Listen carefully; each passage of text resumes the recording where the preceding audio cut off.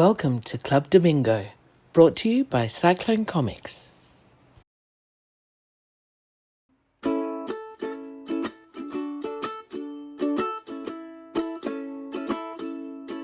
Good morning, Tim. Hello, Gary. How are you? I'm well. How are you? I just asked We're that. on the Yeah, I'm on the telephone. Yeah. on the bat phone. I'm just checking my internet connection. Hopefully, we're not going to get too many jaggies from my end of Jackies. town this Yeah. time. And your earbuds are all powered up? Absolutely, 100%. Right, okay. Looking forward Just to like me. Papercuts this weekend. Let's go. See you there, Gary. You look so excited. It's going to be Oh, huge. you're a bad man. I wish you were coming, Gary. I just said to you before we got on there how disappointed I was. I didn't go 2 years ago, the last time I was on, but I had family stuff on. Really disappointed. So I've been very much looking forward to going to this one for 2 years. So hopefully it lives up to the hype. I even had, because I was working at CDW in Sydney at the time, which is a place like where I work now at JMC. They teach animation and art and stuff like that. I was teaching in their Sydney studio. I set up their Sydney studio that That's year right. I because remember they're that. from Yeah. Adelaide. Yeah, Hmm. because they're Yeah. from Adelaide. They're based in Adelaide.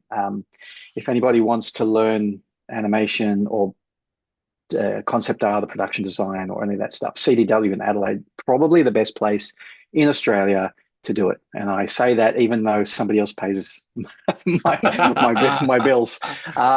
So yeah, so they're in Adelaide, Melbourne, and Sydney now. So I was setting up the Sydney studio, and Melbourne and Sydney decided that they would do a road trip with the students to Adelaide, and it just happened to be that same weekend. So That's I was getting right. photos from my Yes. students, taking photos with people like you and Danny Best and Ryan K. Lindsay and a few people like that. I remember all of that. Um, Yeah. and Yeah. look who we ran into. They're all going, "Where are you, Tim?" And I'm going, "I'm not there. I'll be Yeah, there but this year." yeah. So, and I won't be. If I went this year, it'd probably kill me. So it's all about Ah, self-preservation. absolutely. Yeah, yeah, Yes. Yeah. yeah. So I'm looking forward to it. It's actually, so for those that don't know, it's not too late to go. If this goes, we're talking on Tuesday morning, and if this goes up on Thursday It usually does. Yeah. evening, Yep. you've still got time to get to Adelaide, especially if you're in Melbourne. It's just a short drive across. Um, Yes. and it's a pretty packed schedule, and I'm just talking about this off the top of my head. So look up Papercuts Comic Festival online to get the real dope. But Friday night they're having like a live comics reading with a huge screen, while the creators do the reading and the pictures come up. And they've done that every time, I think, at least for the last few times anyway. Mhm. So Yeah. Yeah. they have that live reading on the Friday night. Saturday during the day is like professional development, and there's like I think at least six sets of talks, and there's 2 to 3 to 4 people on the panel each time from all over the country. Yep. Even though it's in Adelaide as a real arts festival, they're bringing people in from all over the country to be on panels.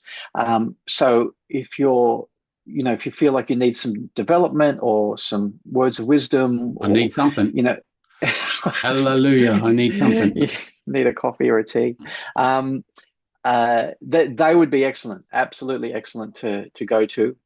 So that's all day Saturday, and it's all free. Everything is free. That's the other thing about this kind of arts festival. It's Mm. free. It's all government granted, and then run by Owen and Georgina. So it's fantastic in there. And then on Saturday night, and this happened after I had already bought my table. I didn't like this is a great bonus that I get to be involved with. On Saturday night, there's a thing called Anima, which is not officially part of Papercuts, but it's happening on the Papercuts weekend. It's being run by Tim Parrish of Wild North Comics from Darwin, and he has put together a screening night of moving pictures based on Australian comic books. Right. Yep. And we Tim and I chatted a little bit um, uh, over Messenger about what is out there that we could be putting into this, and we had I kind of said, and then I gave him a quite a long list of all the stuff I knew about. And I said, and then, if you're going to do comic strips, there's Flying Doctor, yeah, Airhawk. Yeah. There's an Airhawk film, and Flying Doctors. and not Flying Doctors. What is it? Yeah, Airhawk Home and Away. yeah. But there's Airhawk, and there's Fatty Finn, and a Ginger Beggs movie. And I said, but if I was you, I would be pure about it and go, they're comic strips. These are comic books, and let's draw a line and not involve those. I think he might have done that. And I couldn't, I made a list from off the top of my head, as well as from a list that I made when I was looking into us making the Greener Pastures live action short film. What other live action material is out there from Australia in comic books, and so I gave him that list, and I thought it was pretty comprehensive. And I kept on thinking about new stuff. I'm going, there's that thing, Seepala, Seepala, amazing, too thick graphic novel, chunky comics by Aldous Massey, I think his last name is, and he's doing, which he self-published, he did it all himself, and I think he's mostly doing an animated adaptation all by himself as well. He's an absolute machine. So we're showing some of that as well. We're showing some Scary Girls, some of the Deep, Tom Taylor's The Deep, Nathan Juravicius's Scary Girl, a couple of things based on the Wild North Comics, which is Tim Parrish's comic publishing imprint. A couple of things from that off the top of my head, 0 Point, and I think Australia might have something there. A few other things. This is all off the top of my head. I don't have a list. So that should be a really great night. That one's not free. You have to buy tickets. The cinema is charging Tim an awful lot of money to hire out the cinema. Yeah. And there's Q&As with the creators. Yep. I don't know how many creators are going to be there besides myself. I think another 2. Right.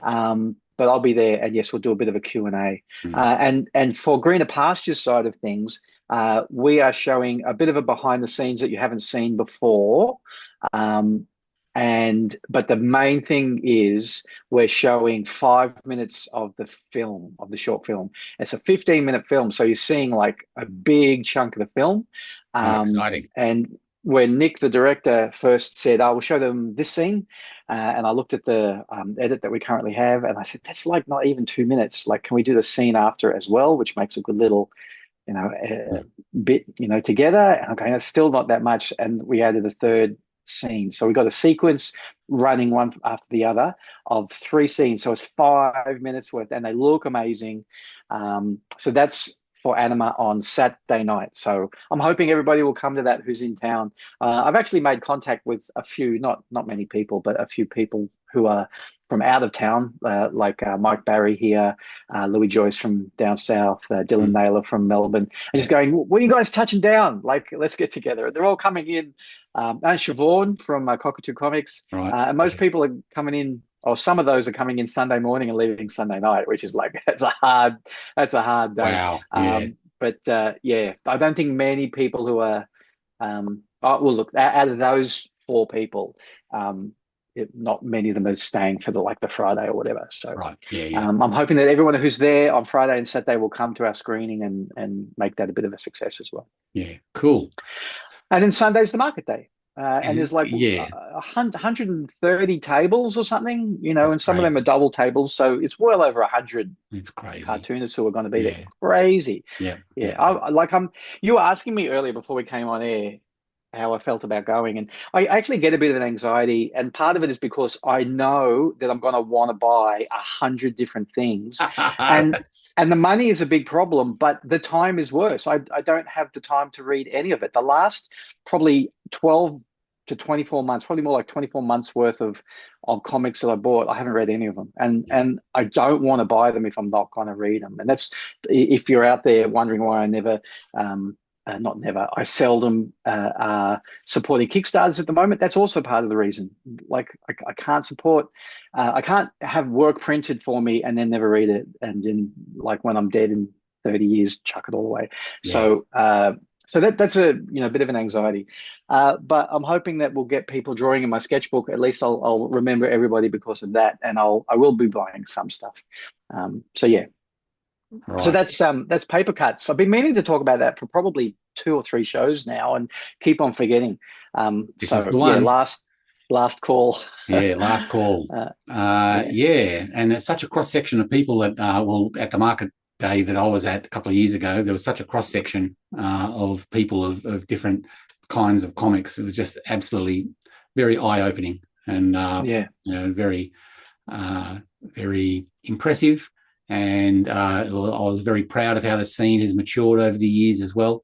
So it's very good seeing the generational change as well, at the cross section of generations, from the old white fogies, superhero guys, right through to the young ones coming through that might have been tabling for the very first time with their little autobio comic or diary comic or little anime thing, little manga tryout, and everything in between. And it was so great. It was fantastic. Yeah. I'm looking forward to. It's a collected edition of something that has been done as a series of, I don't think even quite minis. Let me see if I can just find it just quickly. So it's by Cyber Frankie. They go by the name Cyber Frankie on the socials, from Western Australia. Jeremiah, that's what it's called, by Frankie Stevo. And it looks like a bit of a music punk scene with gender issues, or not even issues. Doesn't have to be issues, does it? Gender aspects to the story. It looks like very cool artwork, black and white, well done stuff. So if there's one thing that I've kind of not been able to get my hands on, that I will be able to get my hands on there, it's probably that one. It just looks really energetic. Like it's got the person's soul and energy is absolutely in that comic from everything I've seen. So I'm keen to get that, as well as a million other things that are there. But definitely cool. That. Yeah, I've been thinking about with when time comes around for big shows like PCAF, the Perth Comic Arts Festival, or Papercuts. About the notion of Australian comics as a scene or an industry. And during the week, I stumbled onto an old press advert for a campaign from back in the day, back in the late 80s. Do you remember? No way. Do you remember the Escape with an Australian Comic campaign? Yeah. And what a great idea! Again, even at my young age, seeing that being put on several disparate comics, I'm going, oh, this feels like a good idea, and it feels like a wave or a concerted effort, focused effort. I was going to try and screen share, and I come across an old press advert that was done with some interesting artwork on it that was promoting that whole concept of that branding, the promotional push behind it. So do you want to, this is the first time we've tried this live, so do you want to try and share? Yes, let's have a look. God, and we'll just have to edit it out. If it all falls over and turns into a mess, I'll just edit it out. And remember where we are. You're holding your coffee cup, and I've got my hands in the. Yeah, okay, right. Yeah. Anyway, continuity. Gary Chaloner started. Oh yeah, fantastic. Okay, that's a bit of Dave DeVries artwork. And just scrolling down here. This was a press ad, comic size press ad. And that was the text that was sent with it. So it's Dave DeVries artwork with Kerry Kennedy lettering. And we'll just go through the characters in a sec. But that was the concept behind it, was just a generic, pick up an Australian comic. And that was done back in the late 80s. And it was not used on a lot of stuff. I think there was a lot of newsletters, comics, like the original Australian Comics Journal photocopied newsletter used it. And I ran it on a couple of early Cyclone comics as well. But I thought this artwork was fun here that had can you name all those characters, Tim? Summon the Barbarian and Southern Cross and Dark Nebula and the Night Fighter and Captain Sergeant Lieutenant I remember Smith. Rattlebone. I think that's probably a generic monster. And then and a generic zombie from Steve and Antoinette. Flash Damingo and the Jackaroo, and that next one is Bodine America's like vampire character. Is that right? Yeah, I think so. You can tell by the word balloon. That's those. And then Ken Oath, which is a great mascot from the original Reverie way back in the day. Yeah. Ken Oath. So yeah, fantastic. And the first character is one of the characters from Brutal and Frank, which was a comedy sword and sorcery strip that Dave DeVries did for Fantastic. Right. Yeah. But I want to know where you buy those drawing boards from. That drawing rig there is. Yeah, it's bespoke. Yeah, it'll be broke. Yeah, exactly. So anyway, the escape, and so I was thinking, who did the artwork for that? Who did the logo and the branding and all of that? That was all me. Yeah, I thought it was. Yeah, cool. And it was an idea all done by hand.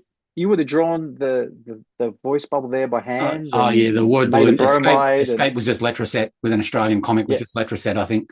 Far out. So, and I was thinking whether something like this could have legs now, whether the scene has just changed so much, not necessarily all superhero based, but I'll stop sharing now.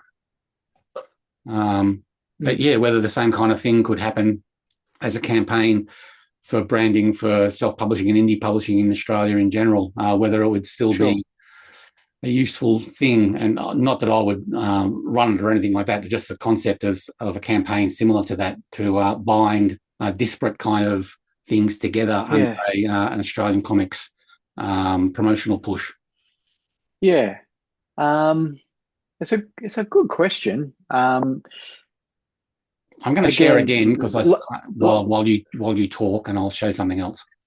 Yeah, well, like you were just saying. Yeah, I'm not going to run it. I've done my time in trying to create a that kind of community building stuff. It's like it's hard, and I think it is harder now for some reason, even though things are supposedly more connected than ever through the internet. But I feel like it's also I don't know that people would. I mean, you tell me what was the politics like when you were doing Escape? The scene was much smaller then, so the politics weren't as apparent, or the camps weren't as apparent. And certainly the Fantastic team were very supportive. Frank McConaughey and Steve and all the people involved back then, and Dave DeVries was of course behind it, and all the Cyclone guys thought it was a good idea. I don't remember reaching out to the Melbourne fraternity down there, the Phil Barlows of the world, the Minotaur books, the Fox Comics and stuff.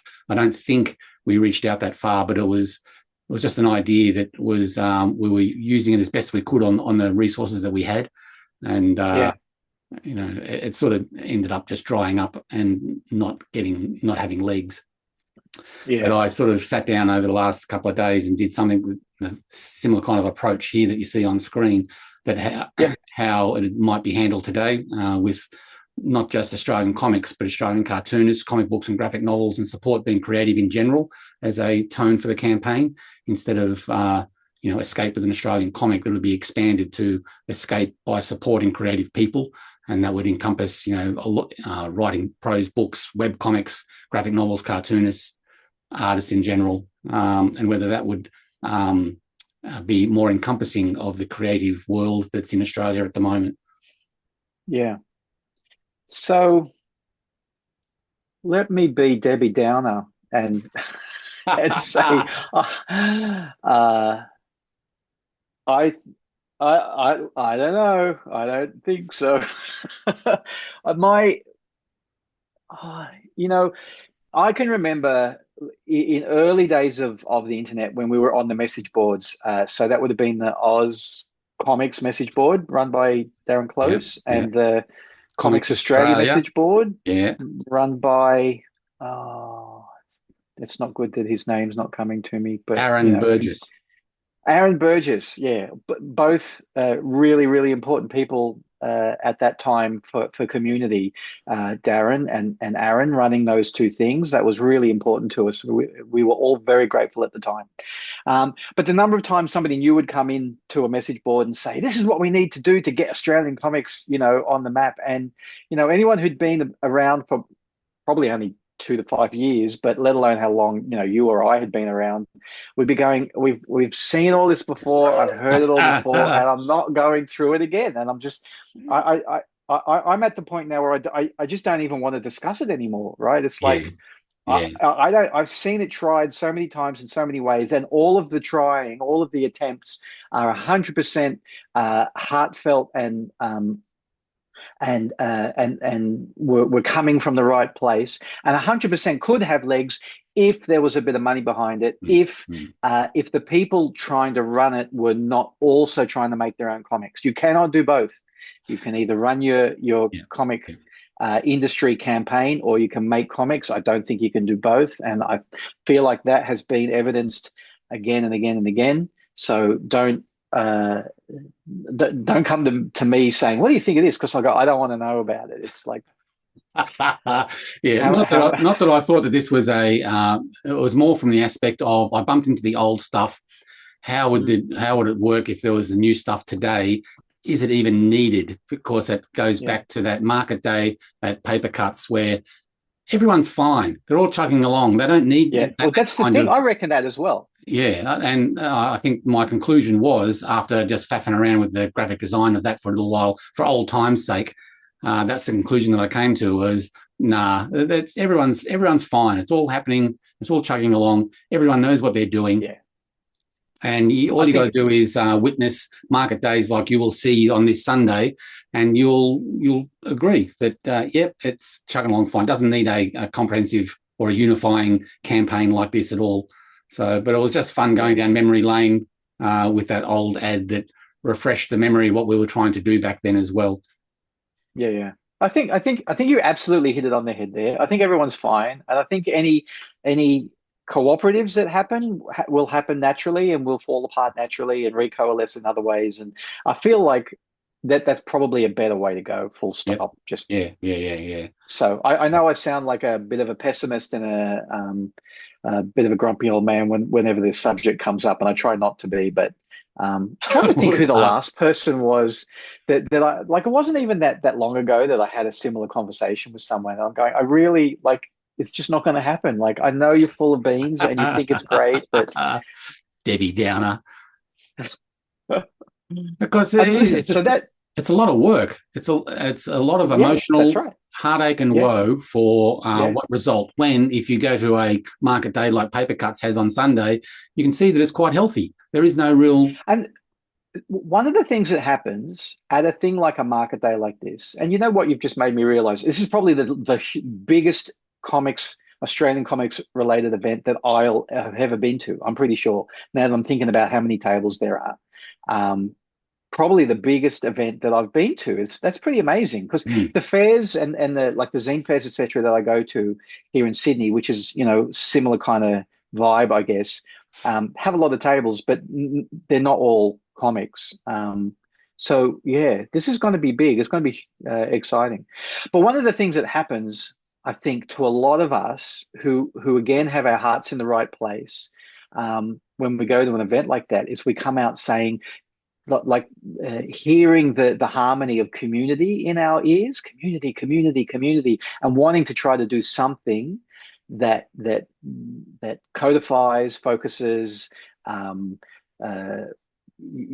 formalizes that idea of community. So I bet you anything that there is a percentage of people who come out of that event thinking in that manner, which again is just beautiful. But there are also people who are on the list of people going to the event who I've never heard of, and it's partly because they just do minis or they just do web, and it's like, so it's the Venn diagram. There's people who want to. Yeah. There's heaps of that happening. So, yeah. And it's a good thing, because it's such an isolating art form that you're just sitting behind your drawing board by yourself, that this community events are very good for people who need that kind of outreach and dealing with similar souls. It's very important. Yeah. Not like me, whose soul is all withered up and I need no contact with the outside world. I'll just stay here in my little rooftop, studio, and you have a pile of ashes where your soul is supposed to be. That's right, and I have a little mouthful every now and then. It tastes bitter, I tell you, bitter. Yeah, that's right. Leave that bitter taste in your mouth. Fantastic. Um, One of the things that I think happens is people like to think about co-ops as well. So not as huge as a Australia-wide comics marketing thing, but making co-ops. I don't know if Comex is that an example of a co-op? Not really, sort of. They're more like a publisher. But one of the names that I bring up kind of often, especially when we were talking about Substack, is Jamie Jones in America and his Spacow yeah, anthology and the comics that he does. So he's just started with a bunch of other people a thing called Power Pulp Comics. I haven't really looked into it too closely to see what exactly that is, but that seems to be a bit of a co-op as well, trying to, yeah, everybody's doing their own stuff, but yeah, trying to keep each other honest and trying to leverage a bunch of good comics as a group, saying to comic shops in America, buy these comics, this is where you'll find them in the catalogs, or just buy them directly from us, and, divvying up the job, get it, if there's 10 people in the co-op, then they get a list of comic shops and give a few people each from that list, and they're all ringing the comic shops directly, etc., etc. So that kind of cooperative thing is useful, similar to what I did with Sunburnt Comics Distribution in the late 90s, which I tried to start as a co-op and then was too what do you call it when you won't let other people have part of the control to I was too what's that word? Oh, you were too, yeah, okay, yeah. Controlling. Anyway, I was too controlling. Controlling. That'll do. Yeah, yeah. yeah. And I took it all Benevolent on dictatorship. myself. That's right. Exactly. I hope that's what it was. But yeah, so that was a kind of a similar thing. That kind of stuff always had legs. And again, especially if it happens organically and you are with people who you are on the same wavelength with, that would help, so. Yeah, and if it can be orgasmically, that's even better. Oh, wow. Make me blush. I'll hide behind my teeth. Yes. I was just imagining if someone was brave enough to develop an escape campaign and approach the publishers that are involved now with graphic novels and Australian publishing, like going to someone like Allen and Unwin, or going to Gestalt, or going to, and pushing forward the idea of, can you put this on the back cover of every single book that you publish? And blah, blah, blah. You 9 times out of 10, you probably get we're not doing that. We're not doing that. We're doing our own thing. Yeah. So be interesting. Not saying that Allen and Unwin or Gestalt would say no. They might very well support an idea like that, but there'd be a lot of no's. I think there'd be a lot of nope. Interesting. Yeah. I got an email this morning from Australia Post saying they've opened up the postage to America again, the United States, from the 25th of September. Right. That's another 2 weeks. Yeah. So let's read a couple of paragraphs from the email. This resumption follows changes the US government made to customs and import tariff rules, which saw Australia Post, along with numerous other international postal operators, make the difficult decision to temporarily suspend partial postal services to the US, Puerto Rico, Guam, Northern Mariana Islands, US Virgin Islands, and US minor outlying islands. Australia Post is working with Zonos, registered trademark, one of a limited number of authorised US Customs and Border Protection, CBP, and Universal Postal Union third-party providers to provide our customers with a solution to meet the new rules to deliver to the US. Everyone now needs to register with Zonos, registered trademark, and set up your Zonos, registered trademark, verified account as soon as possible. This is free, and completing it early will ensure you are ready to send when delivery services resume. Shipments that are not linked to a Zonos with a registered trademark, verified account, and are unable to have duties paid to CBP, which is the US Customs and Border Protection outfit, will be returned to sender. Information about how to send to the US once you have established a verified Zonos registered trademark account can be found on the international pages of the Australia Post website, blah, blah, blah.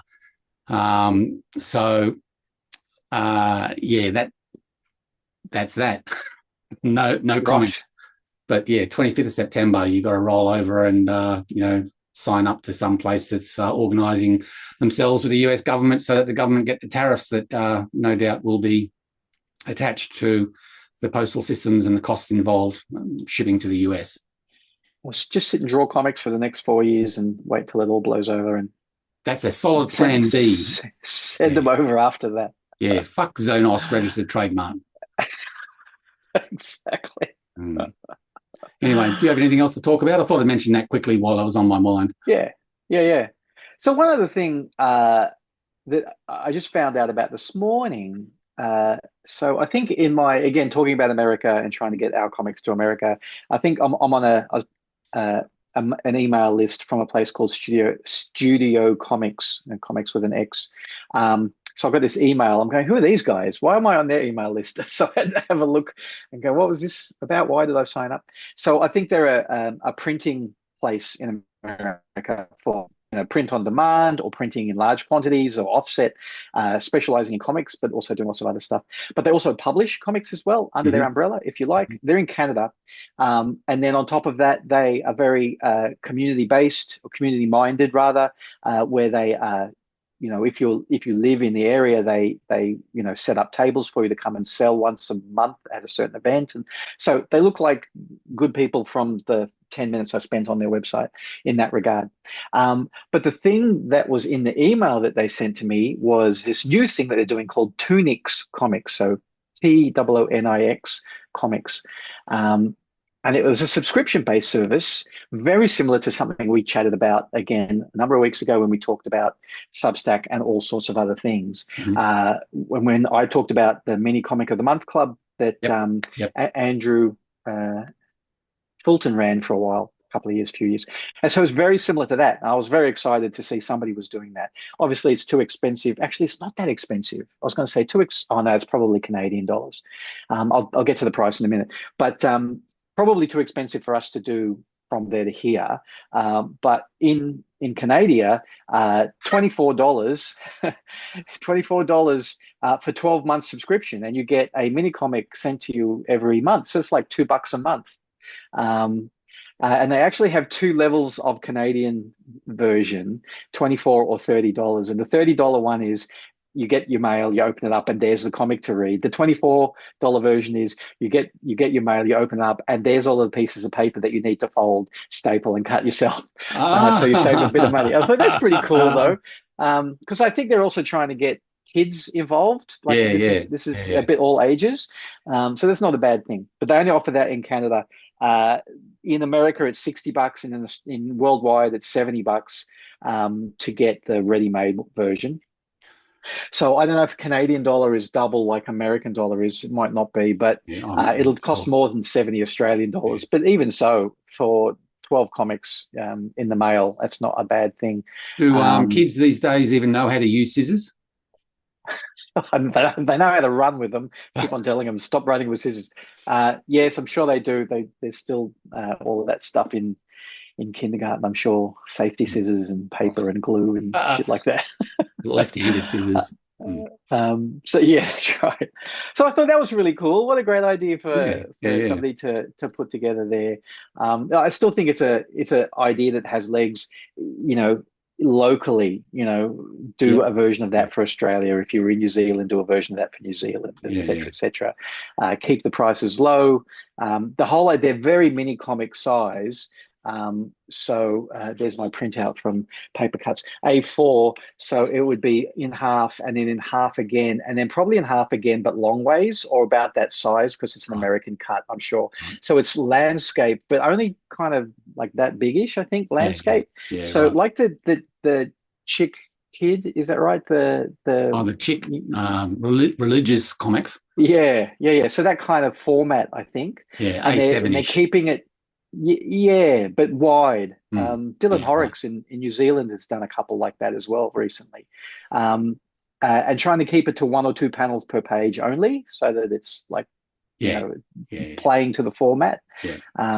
I'm sure if you wanted to reprint it, and they're 24 pages each, like each one of them is 24 of those little pages each. So it's not like a 6-page or something. It's good. I would love somebody in Australia to come up with that and then say, oh, Tim said I should do this, so I'll send him a stack for free. But Tim doesn't want to do it. Tim doesn't want to Tim, I organise do it? want to do it. No, I don't want to organize it, but I'd love to do my own. I think I said it at that show as a warm up. If you do one panel a day for like this kind of mini comic thing, I reckon that would be awesome. It'll happen eventually. I'll eventually have a bunch of mini comics that are that kind of idea. Cool. Right. Yes, a panel a page. The panel Yeah. grid will go out the door because it's a panel a page. Yeah, and that's people are used to that as well because of doing comics for Instagram and stuff like that. That's true. Yeah, that's true. The fancy layouts. I'm referring to last week when I was telling you about my thought processes involving the comics page and the 6 and 9 panel grid. And I've been thinking about that a lot lately. So, and how the page layout goes out the window when you're talking about little mini comics like that, which is just a panel a page, and you don't need to concern yourself about top left to bottom right page layout navigation for the eye. All you need to really concern yourself about is what's going on in that one panel. Yeah, exactly. One of my favorite things, I think I learned about it from Alicia Jade, who we've talked about before, now going under the name Sid Stones in Queensland. I think they were running a monthly competition on Twitter for a while. And the idea is you get probably an A3 sheet, but you can do it on A4 as well. And you fold it and you fold it and you fold it and you fold it down to something small.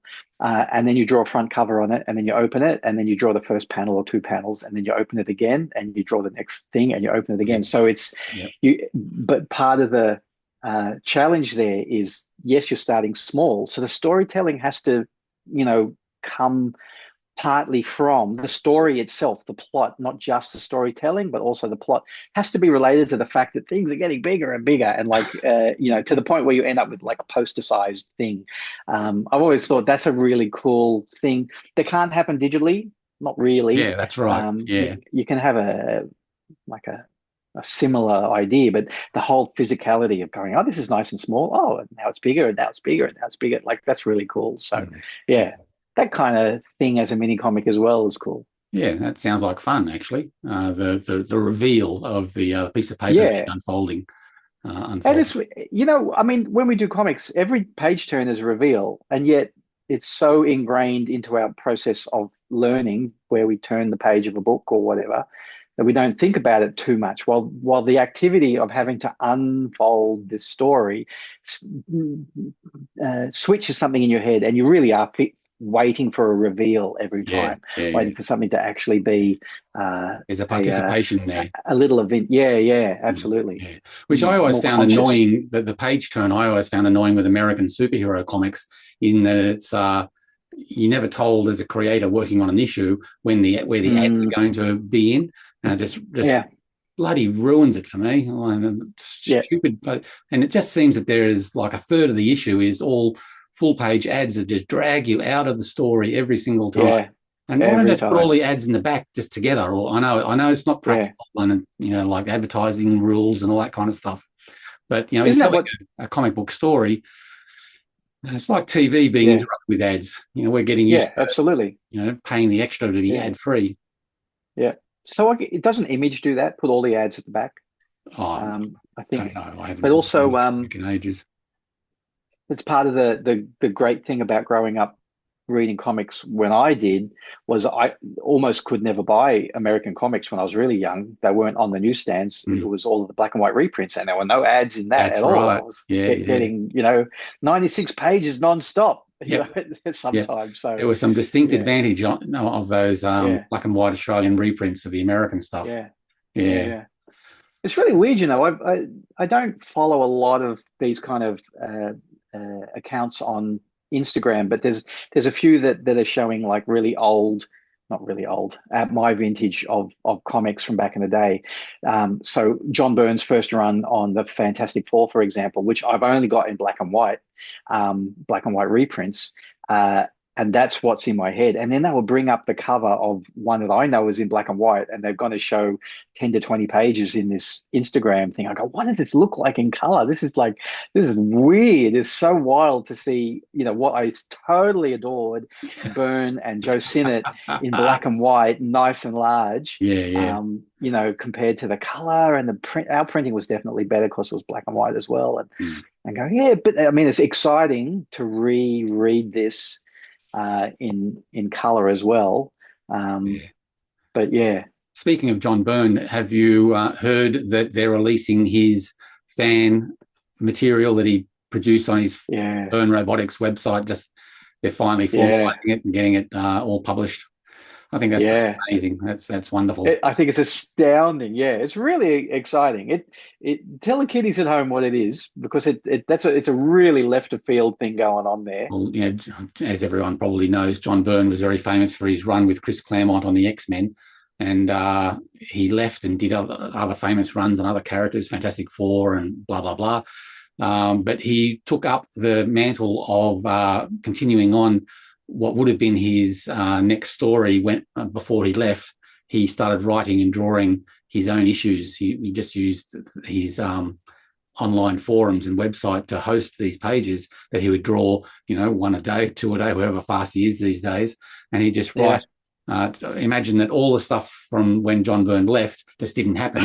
And John Byrne was just taking over his writing of the X-Men. And he was writing things that he wanted to do, Savage Land and all the Magneto and all those kind of things that he thought that the direction should have gone in. And he's been doing this for the last, 10 years. Time's gone pretty fast. 5 to 10 years, probably. You're right. Yeah, so it's a pretty awesome thing. I mean, it speaks volumes of John Byrne's ego, which I don't care what people say. He probably has earned the right to have the ego he has. He was, one of the biggest comic book artists in the world for a very long time. And I think it would probably be him and George Perez were the two of them constantly for 20 years, maybe. It's a long time. And the X-Men was the biggest thing in the world, and Teen Titans by Perez was like neck and neck with it once Teen Titans started. But he left X-Men because he couldn't get on with Claremont on the writing side of things. He was, because he was co-plotting by that stage from very early on. Actually, Byrne was co-plotting. They both had their favorite characters, which they were pushing to try and plot higher in each issue. So I got to the point where Byrne picked up his bat and ball and walked, and was given other titles that he could write and draw himself and have total control of. But in the meantime, in his semi-retirement or in his retirement, he went back to X-Men and was doing all these issues. And I think there's about 30 of them, 30 issues. Yeah, it's crazy. It's so great. Yeah, and he still hasn't finished. The last story apparently is a cliffhanger that he hasn't got around to drawing, and I don't think he's very interested in doing that. But those 30 issues are gold. I don't know the story as to who's inking them, if anyone's inking, if he's inking himself or colouring and all that kind of stuff. But anyway, publisher has. Have you been told that they're going to be inked? Are they, or are they just going to publish the pencils? Oh, right. Wow. So that's still a lot of work to be done yet. So the project so he's been doing them on his own forums for free for everybody, probably selling the pages, but generally it's like for free to read. And everyone's going, when is Marvel going to publish this? They should publish it as an Elseworlds, blah, blah, blah. And Marvel has finally gone, okay, we'll publish it. Because apparently Marvel's not publishing it. They gave the license to a third party or a second party to publish. So it's about as official as they're going to get. I think, I'm no expert, but I think Claremont did an Elseworlds style thing a little while ago as well that sort of paved the way for interest in that kind of project of what would have happened if. So I think John Byrne was almost inspired by what they allowed Claremont to get away with, to do his own thing with the X-Men. And he basically said, fuck them, I'll post them on my website and I'll do what I want. And then after so much time, there's 30 issues down the track, and they're now putting them all together in a single omnibus and getting it all inked and coloured and produced. with the Marvel logo on it, although it is another publisher doing the hard legs. Tell you what, if they published it with the lettering, because he does his own computer lettering, if they published it just the pencils and his lettering, that's the edition I would buy. Right. I don't know who's going to ink it. I can't actually see them paying like a top flight inker to do it. I don't know why I think that, but the one to get would be Terry Austin, of course. But I know that Joseph Rubinstein has inked a couple of these X-Men pages himself, probably to try and get the job. I don't know whether it's successful or not, but there have been some professional inkers that have gone, I'll do it. I'll ink them. Okay. Yeah, right. There's been a few people, like I've seen like lots of amateur inkers also picking a page to ink, and I think there might have been a community project, because I do not have the time to be looking into all of this, but I think there was a community project for a while to ink it and color it for online distribution as well. So there was that. I don't know about Austin and Rubinstein. I think I don't know if they're capable of doing that many pages. Is Austin okay? Terry Austin, is he? That's going to be my next question. I haven't heard from Austin in ages, so I don't know, has he retired? Is he in the industry or not? But Rubinstein's around still, and I'm sure that possibly Terry Austin was possibly my first ever favorite inker. Right. And I knew other inkers. I knew Sinnett's name, and I knew Dick Ayer's name, and these pretty oldie school. But Terry Austin on both Marshall Rogers for Detective Comics Batman, and then on Byrne for the X-Men. Like I was going, this guy is so definitely my favorite inker of all time. So you want to hear something heretical? I don't like Terry Austin. I don't think he likes you either. He told me. I'm sure he's a nice guy, but his inks were a little bit too chiseled for me. His spaceships and stuff like that was fine, but the inks on the bodies and main characters, it was totally acceptable. But I just prefer other inkers. I like the solidity of it for both on Marshall Rogers' Batman and Byrne's X-Men. Well, when you see Austin on the early issues of Byrne's X-Men, there is a lot of that chiseling and a lot of his idiosyncrasies that he picked up that I feel like he possibly picked up from Marshall Rogers rather than the other way around. Yeah, that makes sense. Came across, but they were diluted pretty quickly, because Byrne, especially then, is pretty organic, very kind of soft and round sort of figures a lot of the time, compared to someone like Marshall Rogers, who was pretty chiseled in the way that he depicted figure. So that was interesting as well. I think a part of the reason why he was one of my favorite inkers is because I was at that point where I could start to see you could deconstruct development like that. Yeah. Did you ever pick up the Indiana Jones series that Byrne did the art for, and Austin did the inks as well? That was when I started to like Austin. That was. I really liked the comic itself, but the inking was starting to be really noticeably just dotty and jaggy, and I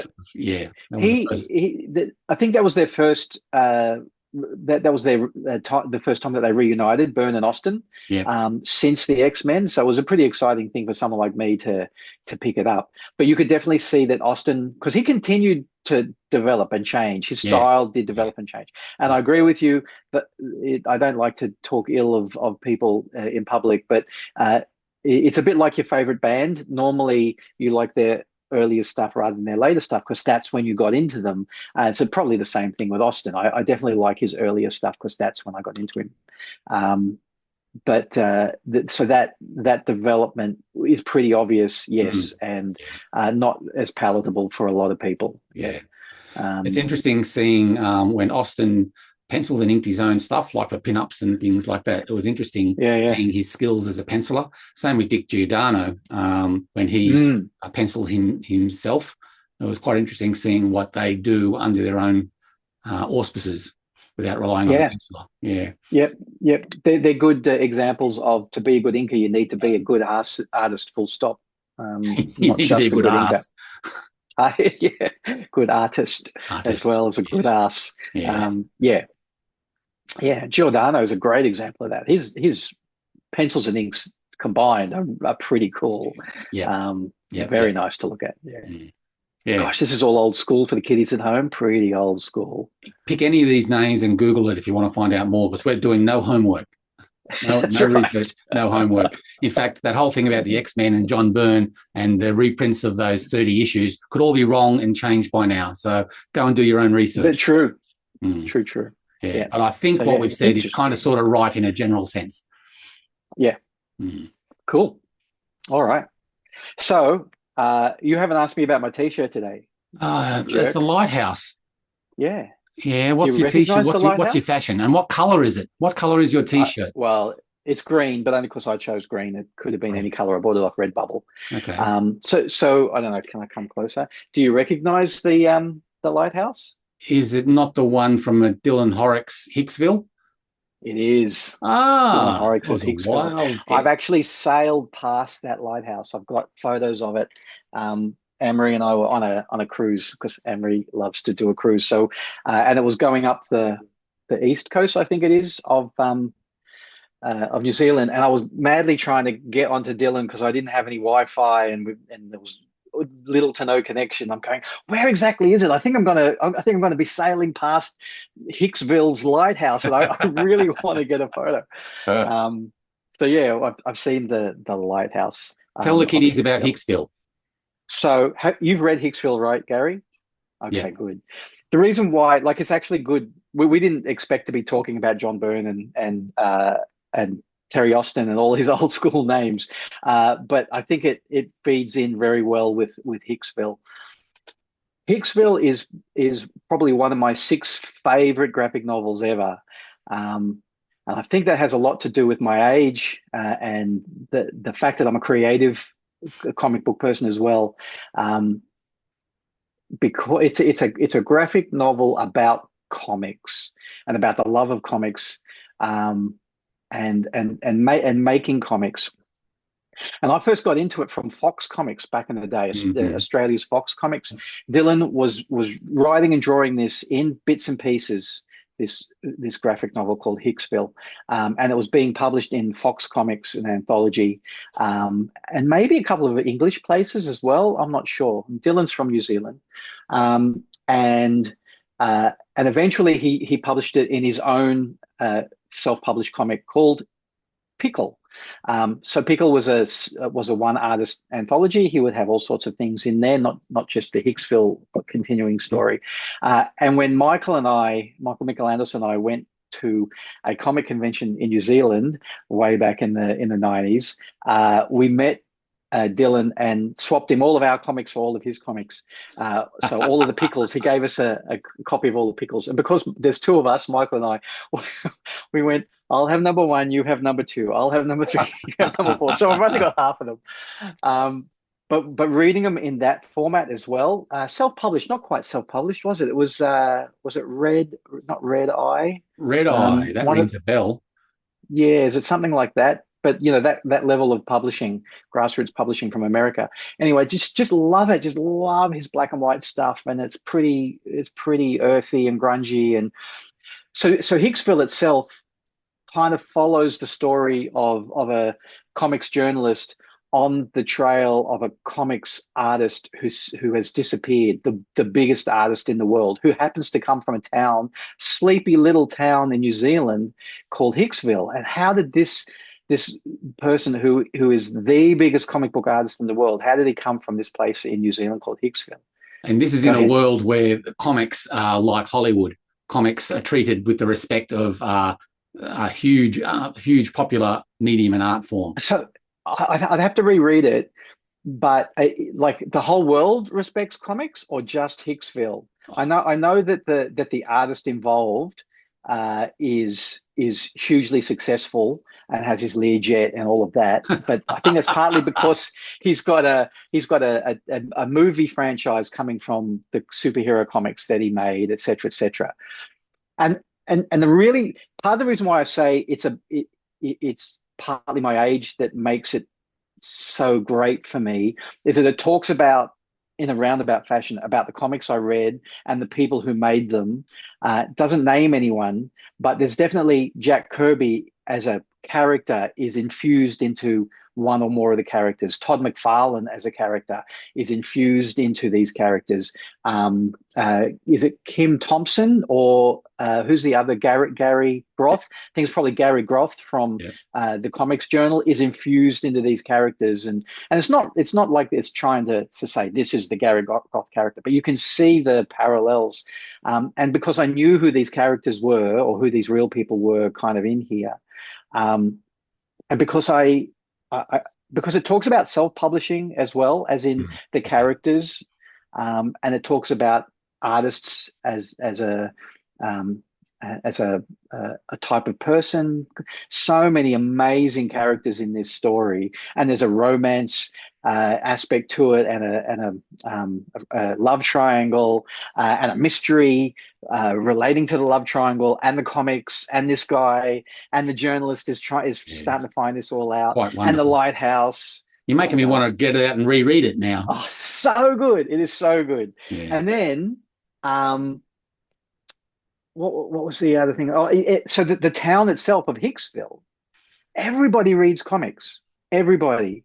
And it's just like this utopia. So as a person like me, who almost never had anybody around me who liked, read, made comics, none of those three things, to read about a little town, which is already like a welcoming feeling place, it's already like old school country town on the water. It's a beautiful place to be.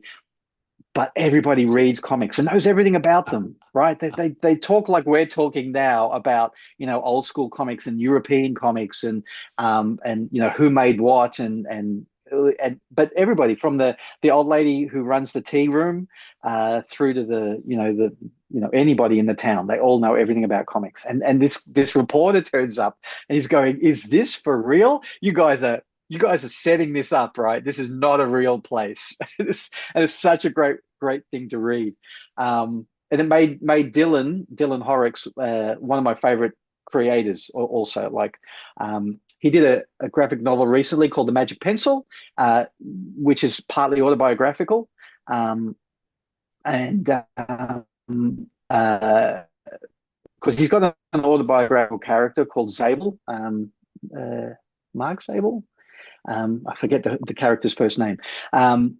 And it kind of, that one talks a little bit about the time that Dylan Horrocks, because Hicksville was really successful and won a lot of awards. And therefore Dylan got offered to write for DC. So he wrote Batgirl for a while.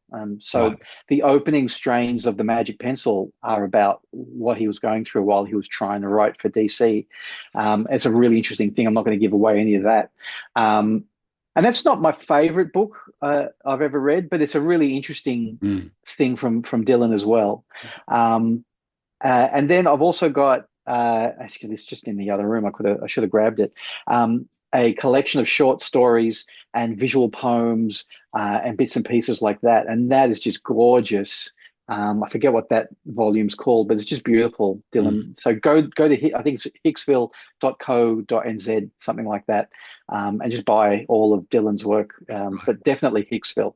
I've got a Hergé portrait by him in my other room in there, a little beautiful A4 size watercolor, which is lovely. Yeah. Dylan released, he's probably still got them on his shop actually, but he released some pages from Hicksville for sale. And I bought one of the cheaper ones. One of the very few pieces of artwork, like original page, that I've actually bought, because I don't want to go down that slippery slope of being an original art collector. But I thought, man, I think I should grab one of these pages. So I grabbed one of those.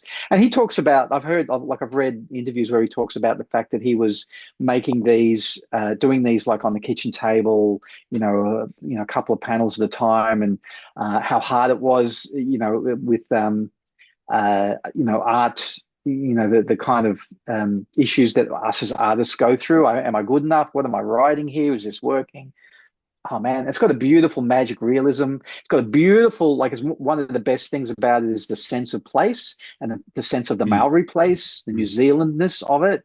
and he doesn't, being as far as I know, and I could be wrong, but being a white guy in New Zealand and reacting to that. There's some amazing kind of aspects of, like, the Captain Cook is in it, and I can't remember the Maori leader's name, but there is a conversation between the two of them, which I guess is made up by Dylan. But Right. but the magic about what that is, and I mean that word magic. There's like a magic realism, and there's a magic about map making and discovery. That's right. Yeah, that all There's comes back so to me many now. things. Oh, there's so many things in it. It's crazy good. I've So only what read I it the say once, about years and years and years ago, so I've got to pull it out again and reread it for sure. I was going to say I've probably read it a million times, and I haven't. I've probably read it maybe 3 or 4 times. Well, it'll be a good thing for our G&T book club when we launch it. That's what my list over here on my left says. That would be the first one. I would ask people to go out and buy it and don't read it until we start the G&T book club, if that was to happen. I reckon it'd be a great one for the G&T book club. Okay, well, I think it's chapter based, right? There's like, is it 5 big chapters or 3 big chapters, something like that? I think so. Yeah. Yeah. Having been originally segmented as a floppy, I'd suggest that might be the case. Yeah, and you can start to see that. I think further into the book, he was drawing proper chunks with the idea of it being published as a larger volume. But I think in the early things, you can see the fragmentation there, and that scene I was talking about with Captain Cook and the Maori leader, and discovery and maps, etc. That possibly, I think Dylan was writing and drawing, like, just plucking ideas and seeing how they fit together, and seeing a story emerge from it as much as anything, at least at the beginning of the story. So as a thing to deconstruct as a storyteller, it's one of those things where if you read it, you should then go and see what you can find online about that, deconstruct it, and interviews about it and stuff like that, because I think you would learn a lot about it. I think Dylan is a full-time lecturer at university in New Zealand at the moment. He's got a great love of role-playing games, Dungeons and Dragons specifically. Right, okay. And I think that's a major part of his lecturing aspect. I think there is that the storytelling that comes from the prompts of a dungeon master and rolling a dice and that kind of thing. I think he's really interested in gameplay as storytelling, and vice versa, right. On top of just writing comics as well. Interesting. Okay, choose your own adventure on the roll of a dice. Yeah. So love Dylan's work, and Hicksville, incredible. Okay, and that's not a review; it's a recommendation. We don't do reviews. Is it even? Yes, it is. No, we don't do reviews, but I recommend that highly. Okay. Well, I think we've run out of time. Sounds good. I was going to do some art deconstruction, but we'll leave it for another time, I think. That's a good thing to pull out of our back pocket when we need it. Exactly. So wave goodbye to the giddies. See you, kiddies. See you next time. Bye. Bye.